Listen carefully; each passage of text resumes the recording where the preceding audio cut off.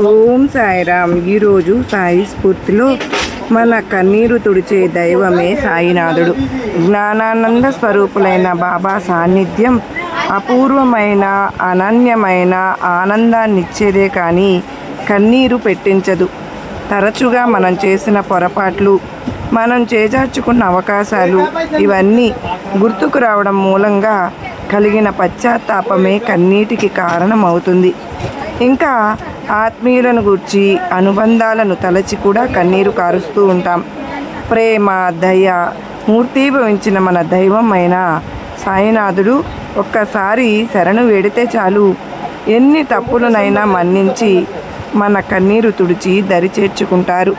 అంత మాత్రమే కాదండి, మన మనసులోని చెడు తలంపులు తొలగించి సాత్విక ప్రవృత్తిని పెంచి ఉత్తమ స్థితికి చేర్చుతారు.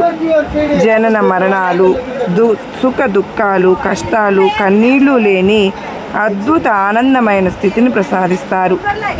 అటువంటి కష్టాలకు కారణమైన పరిస్థితులు కలగకుండా, కలిగిన మనస్సును వాటిని చూచి చెదరకుండా, కన్నీరు కార్చకుండా మనోధైర్యాన్ని ఇస్తారు.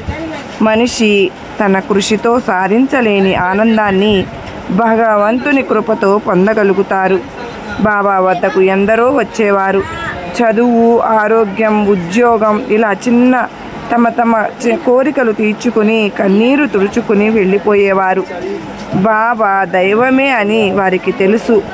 కానీ శాశ్వత ఆనందాన్ని కోరే బుద్ధి నిమ్మని వారు బాబా వారిని ప్రార్థించలేదు.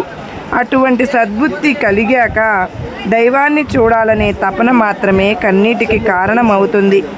అలాంటి భక్తుల కన్నీటిని బాబా మరింత ఆప్యాయంగా తుడిచి ఆత్మానందాన్ని కలిగిస్తారు. సర్వే జనా సుఖినో భవంతు.